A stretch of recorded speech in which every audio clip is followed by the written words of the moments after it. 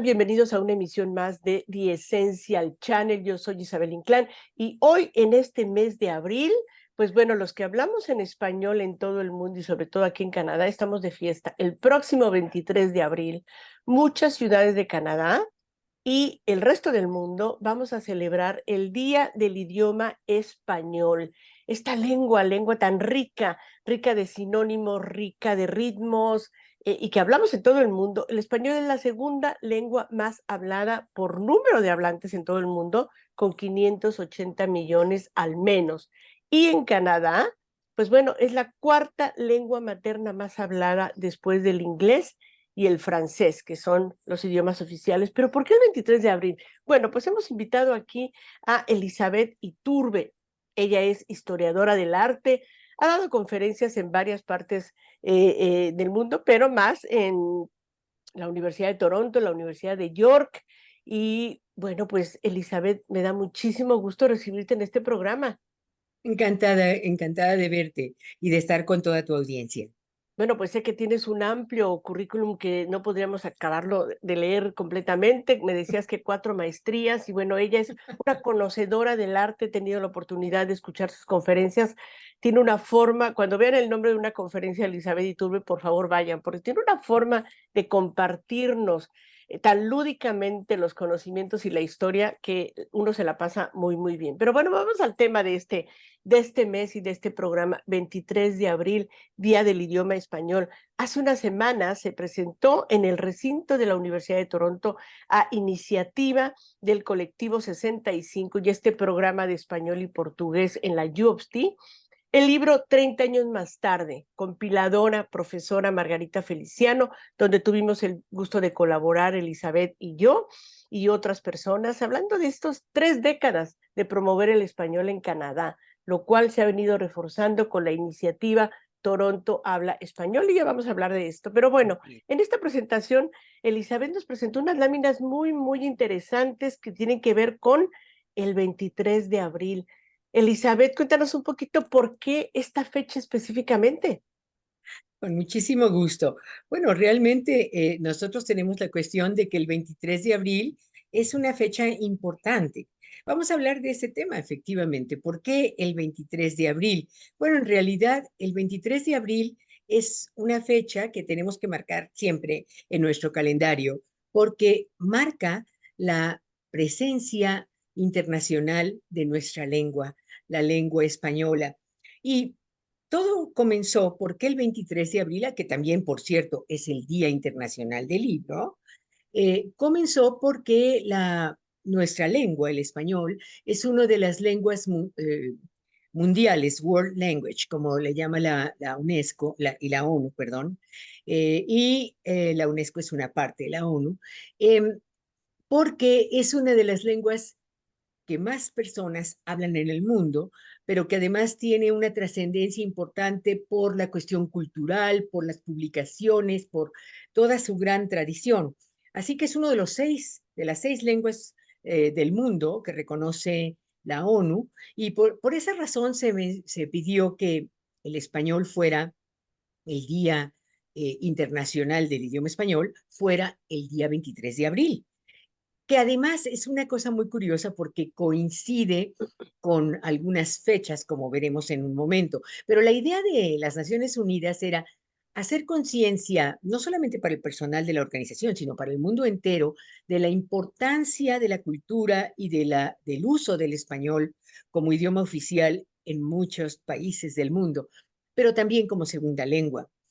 La elección del día está relacionada con el aniversario de la muerte de un genio de nuestras letras españolas, que es Miguel de Cervantes Saavedra. Pero curiosamente también coincide con el fallecimiento de un dramaturgo inglés importantísimo para la lengua inglesa, que es William Shakespeare. De ahí que ambas lenguas compartan el día. Sin embargo, debo decirte, aunque aparentemente hay 2 escritores y 2 países que comparten el día de la muerte, en realidad no murieron el mismo día. Lo que ¿Cómo así? pasaba ¿Por qué?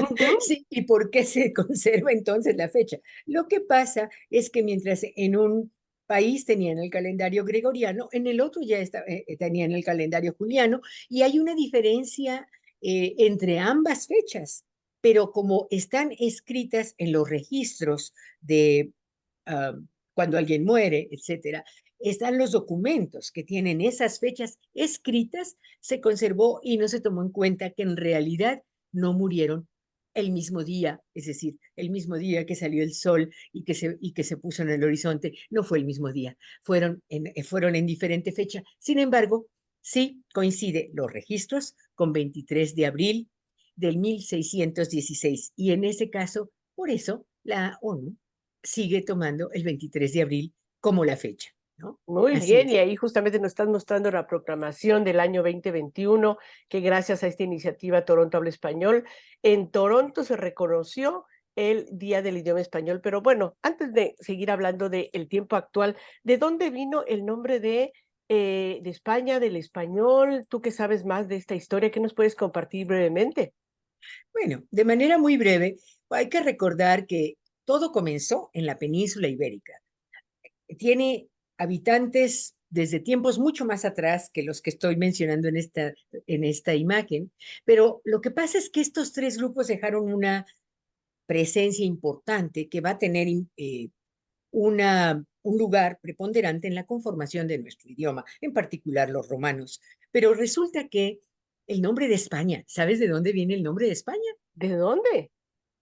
Pues se lo debemos a los fenicios, porque los fenicios cuando llegaron allí y se instalaron, también estuvieron los cartagineses, hay que recordar, pero bueno, ellos le llamaban a este lugar Ishepanja.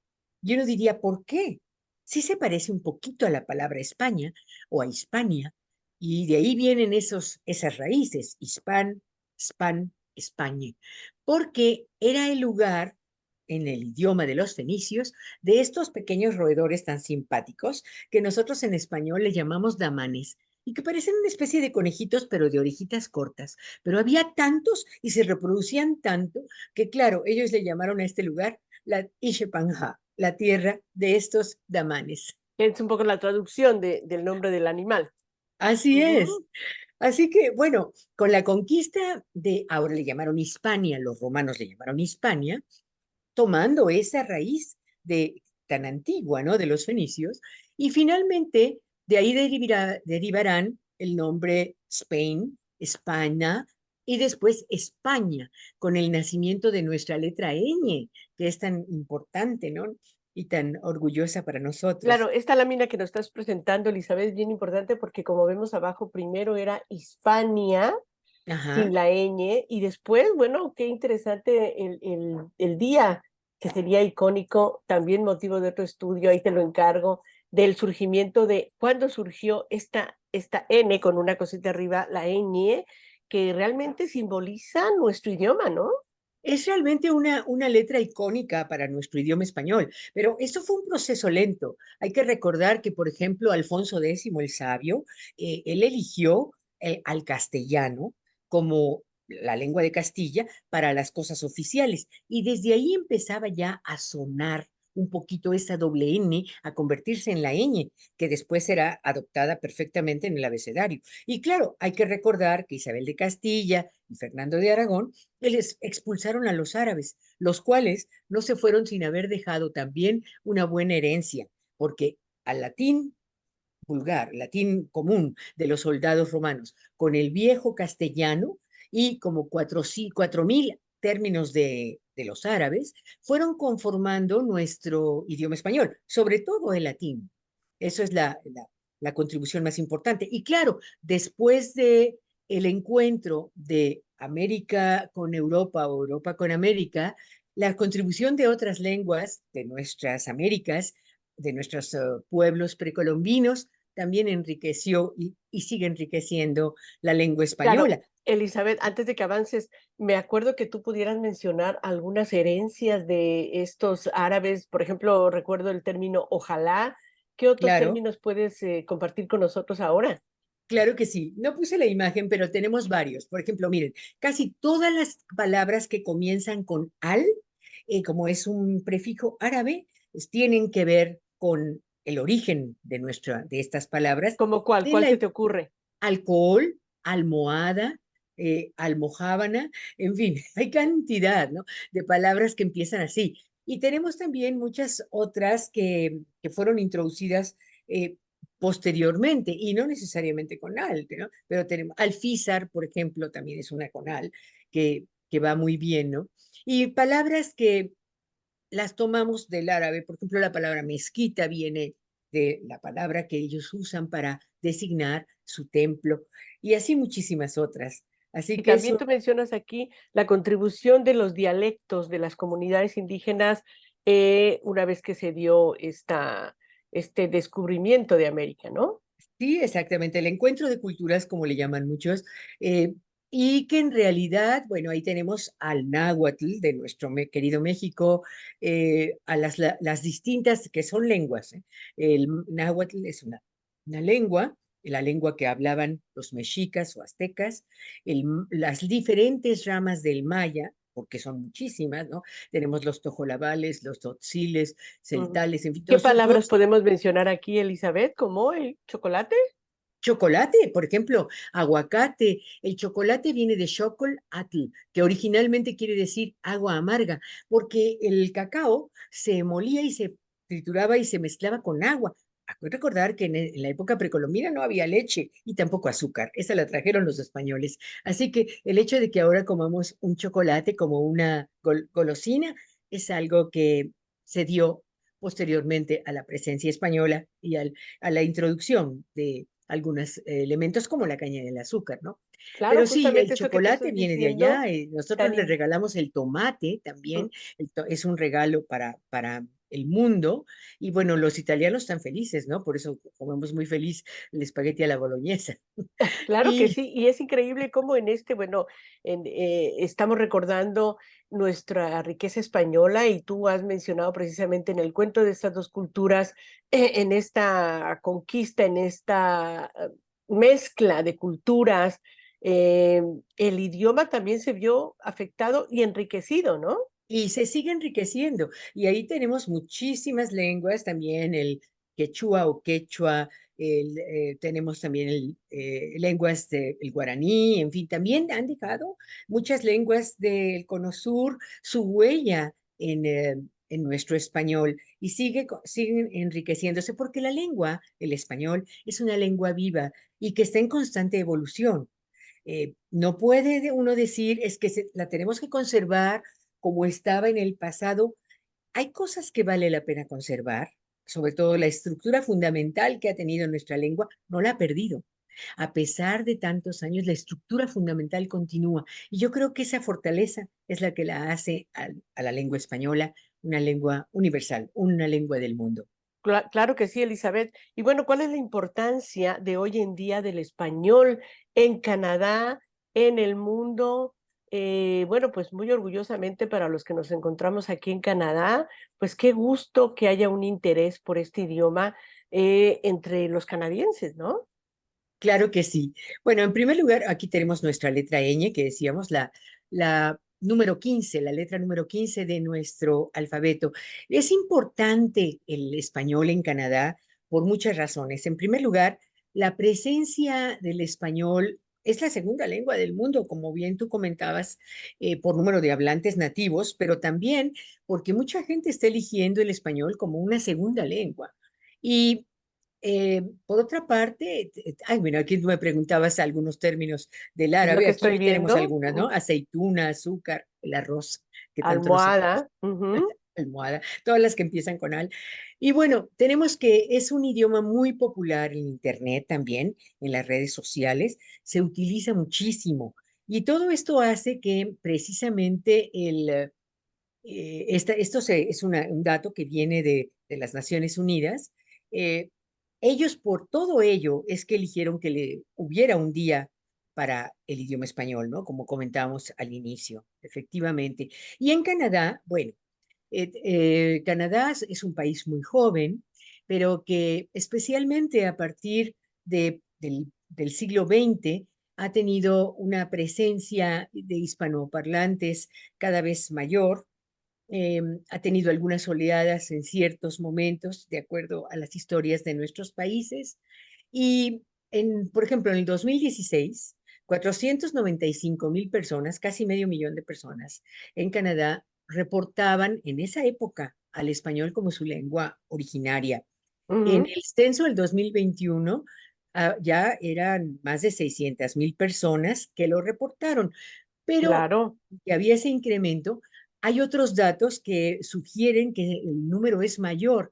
Por ejemplo, también hablando de el número de personas canadienses que incluso hablan español, claro que sí. Y aquí sumando a permíteme los comentar, hispanos, casi, enriquecer esta charla que estamos teniendo hoy, porque tuve la oportunidad de cubrir el evento del Congreso Hispano-Canadiense a finales del año pasado, donde funcionarios de Estadísticas Canadá dieron a conocer cifras muy interesantes. ¡ay, qué bueno! Es una especie como de retabulación, aunque ellos oficialmente no lo reconocen como retabulación, pero realmente lo que hicieron es le pide el Congreso, bueno, a ver, cuéntanos sobre estas categorías con base en Claro, el mismo censo de 2021 y ellos reconocen y arrojaron que 1.900.000 personas se reconocen como hispanohablantes o descendientes de hispanos aquí en Canadá, lo cual ya nos posiciona en, pues, en un peso de 1.200.000 aproximadamente. Y claro, recuerden que esta cifra no cuenta, obviamente, las decenas y cientos de personas que en las calles de las principales ciudades de Canadá hablan español y que quizá no están registradas en ningún censo por un estatus seguramente. Ah, precario, migratorio precario, pero que sí se exacto, habla español. Entonces, imagínense cuántas claro que se habla. personas hablan español en Canadá, ¿no? Muchísima gente. Y ahí, bueno, además tenemos los trabajadores migratorios, que ellos no están registrados como canadienses, pero que también vienen y hablan Sí, nuestra tan lengua. solo ahí estamos hablando de 50 y 60.000 trabajadores agrícolas Así es, temporales que vienen cada año. Y cada cada año. año no vienen por 1, 2, 3 meses, hasta 8 meses. Así Entonces, es, imagínense el volumen de español que hay alrededor de Canadá, lo cual realmente nos llena de orgullo, ¿no? afortunadamente. Y que cada vez más hispano-canadienses siguen aportando a la cultura con su obra literaria, con sus investigaciones en las diferentes carreras que se formaron muchas veces en sus países de origen y que vienen aquí a dar nuevos frutos en esta nueva tierra que hemos elegido todos también. Muy bien, Elizabeth, Efectivamente. tengo una última pregunta. No sé si tengas otra pantalla, otra gráfica que mostrarnos o regresar y dejar de compartir Bueno, la pantalla. tenemos Esta es esta muy última. bonita. Por lo menos este es de hace 3 años, cuando una vez Sí, me pidieron una te charla. toca irla Hay que actualizando por lo menos actualizarla. cada año, ¿no? Con las cifras actuales, Exactamente. claro, pero esto nos Porque da esto una fue un idea poquito muy antes del importante. COVID, de hecho, ¿eh? Así que ve tú a saber si ya Ujú, esto ya es mucho más. Sí, sigue siendo la segunda lengua con mayor número de hablantes que nacieron con la lengua española, ujú, pero probablemente el número ya sea mayor que este. Y estamos hablando de que hay 21 países que hablan claro que español. sí. ¿Y qué es la 21 tercera? países que hablan y son los de América Latina, sin contar, por supuesto, las Guyanas Sí, ni exacto. Brasil, pero todos los de América Latina, más España, más tenemos otro país donde es oficial la lengua este, en español, ¿right? ¿Sí? Así es, efectivamente. Entonces, el español es una lengua que por eso tanta gente en Canadá, canadienses, están eligiendo como segunda lengua. Antes había mucha idea de que hacer el francés o alguna otra cuestión, pero como segunda lengua para los anglos tomaban el francés. Este es un país bilingüe. Pues mucha gente está estudiando español, muchos anglos, para tenerla como su segunda lengua. Claro que sí, lo Efectivamente, ¿no? cual nos llena de orgullo. Elizabeth, gracias por esas láminas de verdad que reflejan tu trabajo de investigación sobre el idioma español y son realmente muy enriquecedoras. A mí Ahora, me la gran gusta mucho el pregunta, idioma español. claro, Definitivamente siento una pasión y me encanta compartir todo lo que yo he hecho, porque he sido estudiante toda mi vida. Al ser profesora e investigadora, tú no dejas de estudiar, continúas estudiando y estudiando toda la vida. claro que sí. Y ahora la gran pregunta, ya casi para terminar esta entrevista, Elizabeth Iturbe, ¿cómo preservamos el español, sobre todo los que vivimos aquí en Canadá, un país anglosajón o francófono, según donde nos encontremos, y donde los hispanos estamos criando nuevas generaciones? ¿Qué nos puedes decir al respecto? Claro que sí. Es un gran reto, sobre todo para las nuevas generaciones. Cuando tenemos hijos o nietos que han nacido aquí, es muy difícil porque toda la presión del sistema educativo es para que estén hablando el inglés. Sin embargo, yo creo que algo muy importante es que en casa se hable el español y además se fomente la lectura del español. Y para esto no solamente los libros en papel, sino también los libros que también hay digitales y que podemos contar. Por ejemplo, cuando a mí me invitó Margarita al libro de 30 años después, hice un ensayo sobre la historia del español que puede todo el mundo bajarlo gratuitamente y que ahí viene la historia de nuestro idioma sintetizada en esas notas. Pero, por cierto, ahí viene escrito en inglés porque era para difundirlo a Canadá, Pero pero el yo creo libro que es muy entiendo que importante que se puede bajar y lo se pueden puede bajar consultar digitalmente. gratuitamente solo yendo a Editorial Antares, Antares Publishing y ahí House, puede ver el libro 30 años más tarde, y son y las tiene muchas secciones conclusiones. en español, pero Ajá. además hay muchos libros digitales que han escrito muchos colegas, y de verdad yo los invito a que busquen libros en español.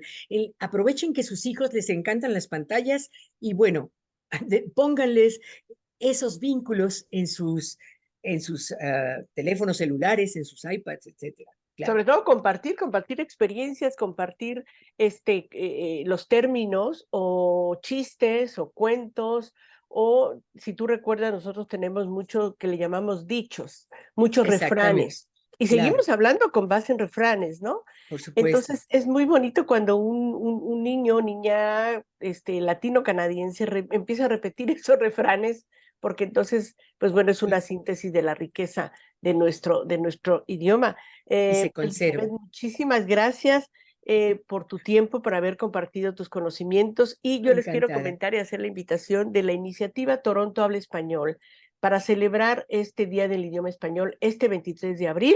El próximo 23 de abril va a llevar a cabo un evento en el 91 Charles Street, allí en la zona de la Universidad de Toronto. Y si usted quiere asistir, este es un evento gratuito. Si usted quiere asistir, tiene que escribir a info@canadahablaespañol.org. Y pues bueno, ellos realmente ellas están haciendo una labor muy loable porque están promoviendo que no solo Toronto, sino distintas municipalidades de todo Canadá y el gobierno federal reconozcan el Día del Idioma Español el 23 de abril a nivel federal y hagan un pronunciamiento oficial sobre este idioma. Así es de que saludos a las integrantes de esta iniciativa Toronto Habla Español, y pues ustedes pueden venir y celebrar esto, pero como lo decía Elizabeth, qué mejor forma de celebrar el idioma español que hablarlo bien y promoverlo. Exactamente. Muy bien, Elizabeth, muchísimas gracias. Un gusto estar contigo, de verdad, y con Muy toda tu audiencia. Muy bien, gracias, Elizabeth. Gracias a ustedes por el favor de su atención. Nos vemos en una próxima emisión de The Essential Channel, donde aquí hablamos español. Gracias y hasta entonces. Hey.